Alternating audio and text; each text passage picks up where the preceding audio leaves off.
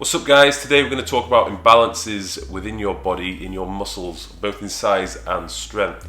Okay, this is a big issue because it has an impact on so many things. It's going to impact your lifts, okay, how well you can execute them. It's going to increase your risk of injury.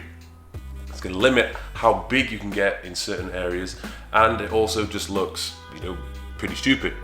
So, we'll start off with the basics and we'll look at the human body, okay? The human body is divided into a number of different planes. First, we've got the sagittal plane, which is where the body's split down the middle. We have the frontal or coronal plane, where the body is split from front to back. And these are the main ones that I want to look at today.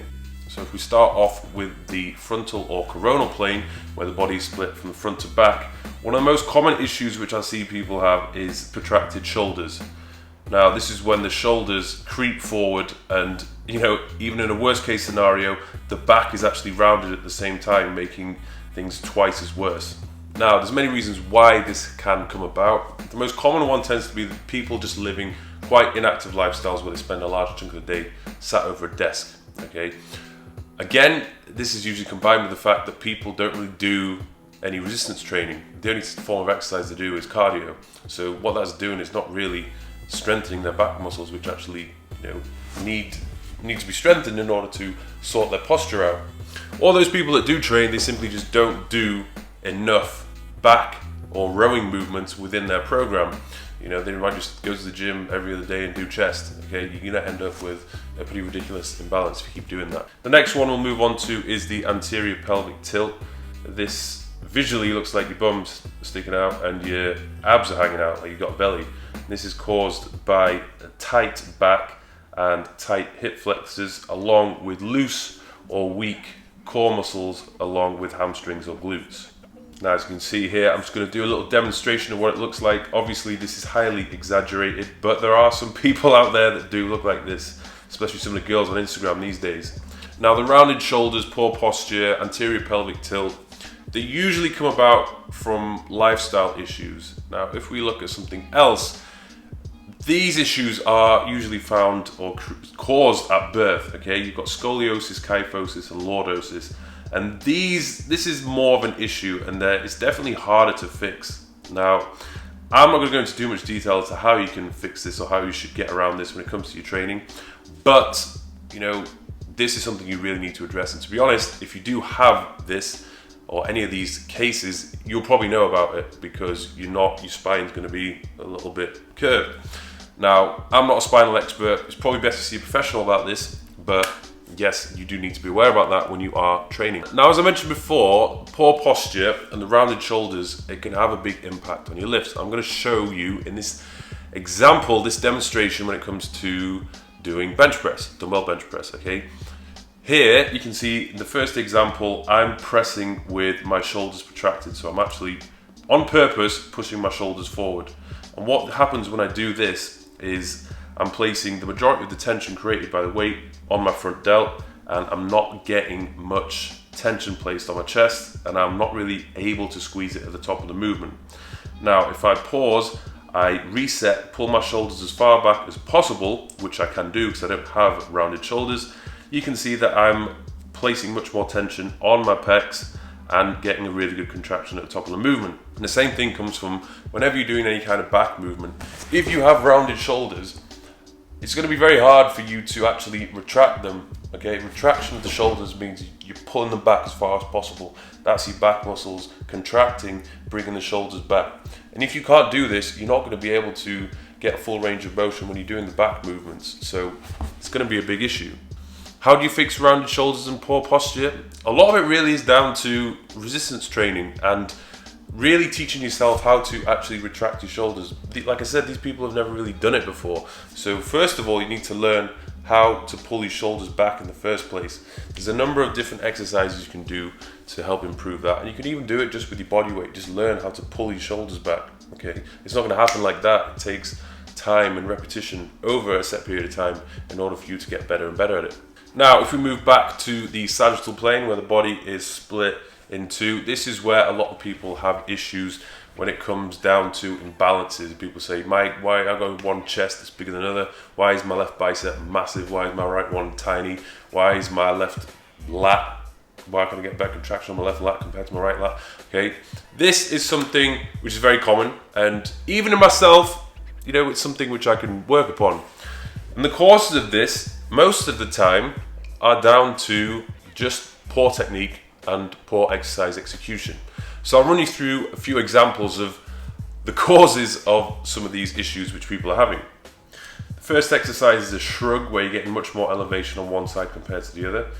The other is a shoulder press, where obviously it's not symmetrical. The right side is going further out than the left. And it's also an issue, something you can't see directly in front of you, but from side on.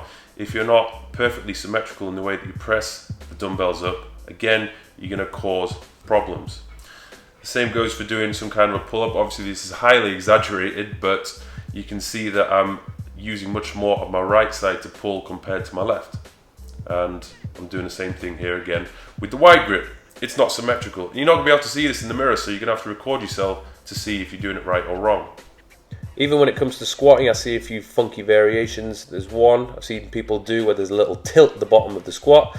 There's another one where the knee creeps out more so than the other one. You should be pretty self-aware enough to see this happening, but if not, record yourself. And I've seen this before with walking lunges as well with many clients. When they take a step forward with one leg, it is completely different to when they take a step forward with the other leg. So if you can see in this example, the first step, pretty standard lunge, but the second step is a much wider lunge, and I fail to bend that back knee as much. Common imbalances are usually to do with the biceps, okay, one bicep being bigger than the other. Because obviously people are right-handed or they might be left-handed, so they do more activities with one hand compared to the other hand. So in this example, imagine I'm holding a barbell. I didn't have one, so I used the broom. But you can see I'm not pulling it up directly straight. It's at an angle. So one bicep's doing more work than the other. And you can see here, if I'm curling, ideally I want to keep my elbow fixed in position, like this. But the other arm might be completely different, where it's swinging from side to side. I actually looked back at one of my videos when I was doing barbell curls, because I had a bit of an issue with myself. I noticed that the left bicep was definitely bigger than the right one. And I thought I'd mastered this. I couldn't even believe it. I was like, hang on, how am I having issues with this? I'm supposed to be a pro at this and I'm still getting it wrong. So I'd look at some of my videos and I noticed that when I was doing barbell curls, they were heavy barbell curls. So if you can see this, I'm just gonna pause it here. You can see that my shoulders are not completely straight. The left, or my left shoulder dips lower down than the right one. So obviously, it's not gonna be perfectly balanced the way that I'm lifting that weight. And the bar, if you can see in the video, is not completely straight at all. So obviously this is going to have some impact on my biceps. There's a number of ways you can get around this. You can simply just squeeze and concentrate harder on the weaker side compared to the stronger side. You can do single arm movements with a dumbbell and possibly perform more sets on one side compared to the other.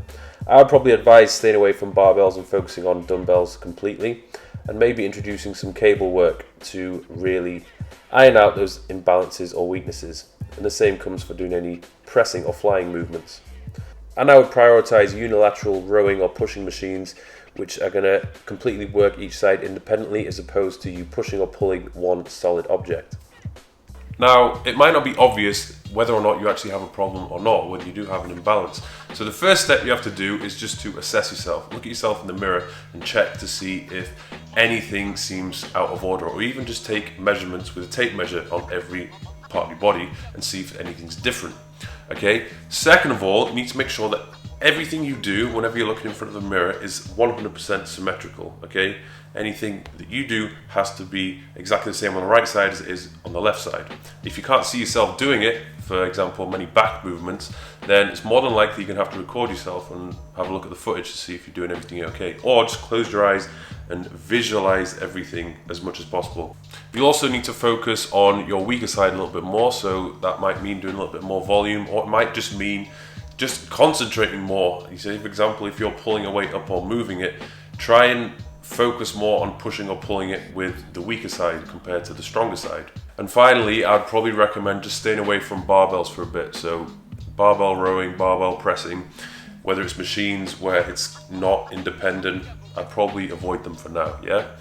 So thanks for watching, guys. That's the end of the video. Make sure you subscribe to my channel and check out my other social media pages, my Instagram, Twitter, Facebook. Hit me up and I'll speak to you guys soon.